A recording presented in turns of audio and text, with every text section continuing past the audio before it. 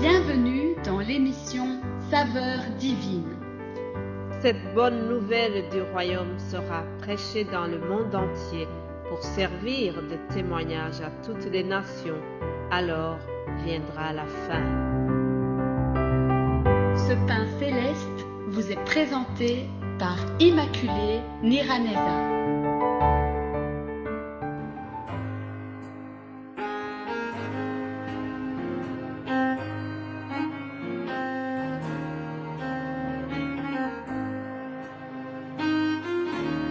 Shalom, shalom, bien-aimés qui écoutent l'émission Saveurs divines, que la paix de Christ soit avec vous. Alléluia, je remercie Dieu qui nous donne encore ce nouveau jour. Oh, je vous propose de commencer notre méditation par le Proverbe chapitre 11 au verset 25. Il est écrit ceci: l'âme bienfaisante sera rassasiée et celui qui arrose sera lui-même arrosé. Alléluia. Je voudrais vous bénir, je voudrais arroser votre journée en vous partageant la parole de Dieu. C'est vraiment une grâce, c'est un honneur pour moi. Alléluia. Soyez bénis, chers amis. Alors, vous savez que pendant la semaine ici, nous avons choisi de vous partager concernant la prière de notre Père. C'est une prière que nous avons dans Matthieu chapitre 6. J'ai beaucoup apprécié aussi la simplicité, l'humilité des disciples. Malgré qu'ils venaient de passer assez de temps avec le Maître, ils ne se considéraient pas comme des super spirituels. Non, ils ont reconnu qu'il y avait un domaine où ils avaient des lacunes. Alors, ils ont dit: enseigne-nous à prier. Quelle belle demande. Alléluia. Alors, hier, vous savez que nous avons vu ensemble la notion de notre Père qui est aux cieux. Je vous ai parlé sur le Notre Père, ce que ça invoque, ce que ça implique lorsque nous disons Notre Père. Et aujourd'hui, je continue, nous sommes toujours sur le verset 9 seulement. Et aujourd'hui, nous allons voir que ton nom soit sanctifié. Qu'est-ce que cela implique lorsque nous demandons que son nom soit sanctifié? Que le nom de Dieu soit sanctifié. Cela implique que nous voulons honorer le nom de Dieu.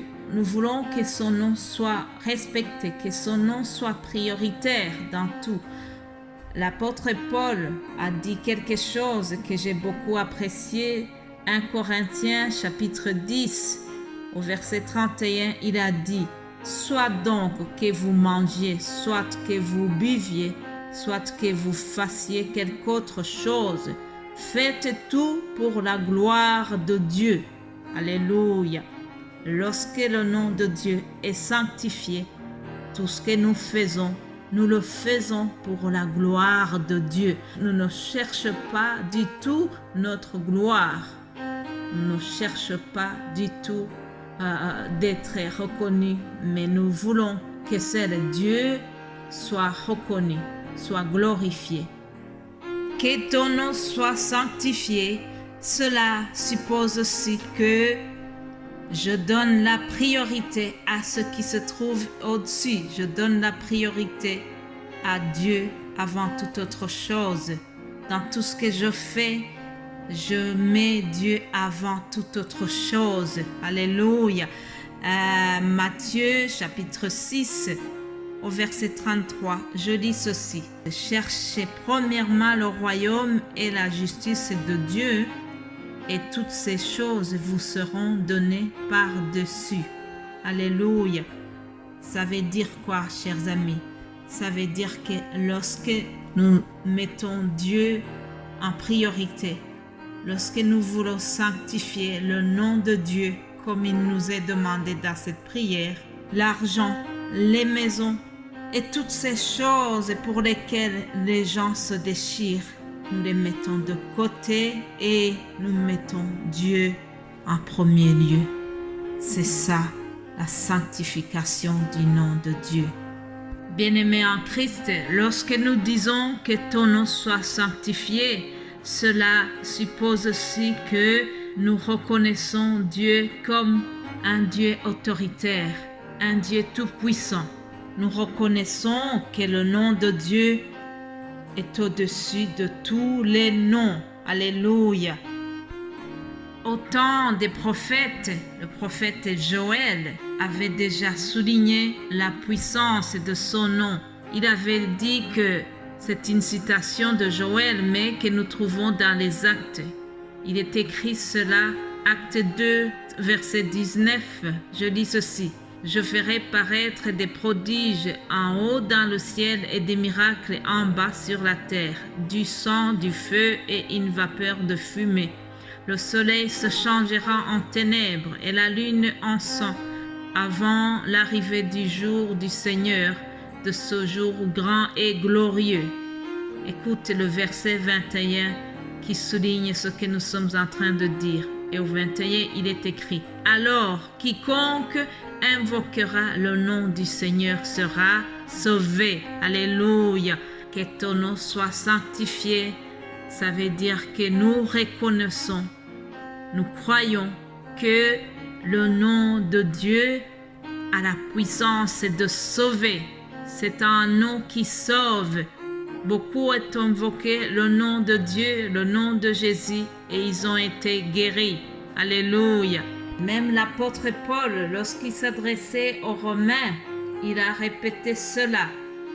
Romains 10, verset 13, il leur a dit « Car quiconque invoquera le nom du Seigneur sera sauvé. » Alléluia. Lorsque je dis que ton nom soit sanctifié, je reconnais qu'il y a une autorité dans le nom de Dieu. Cette autorité a accompagné les disciples lorsqu'ils étaient en mission. Alors, Marc 6 souligne ce que les disciples ont fait parce que Jésus leur avait envoyé en mission. Mais le nom de Dieu, la puissance du nom de Dieu a accompagné les disciples dans cette mission. Il leur a dit, dans quelque maison que vous entriez, restez jusqu'à ce que vous partiez de ce lieu. Et s'il y a quelque part des gens qui ne vous reçoivent ni ne vous écoutent, retirez-vous de là et secouez la poussière de vos pieds, afin que cela leur serve de témoignage. Ils partirent et ils prêchèrent la repentance. Ils chassaient beaucoup de démons et ils soignaient d'huile beaucoup de malades et les guérissaient. Alléluia. Les guérisons opérées par les apôtres, ces guérisons étaient dues au nom de Dieu. C'est au nom de Dieu qu'ils ont reçu la puissance de guérir les malades. C'est au nom de Dieu qu'ils ont reçu le pouvoir de chasser les démons. Alléluia. Le nom de Dieu est au-dessus de tous les noms. Le nom de Dieu a le pouvoir même de ressusciter les morts. Aucun autre nom n'est élevé que le nom de Dieu. Alléluia. Que Dieu vous bénisse, chers amis. Je termine pour aujourd'hui et nous allons continuer l'étude de cette prière pour demain. Soyez bénis et je vous retrouve demain par la grâce de Dieu. Amen.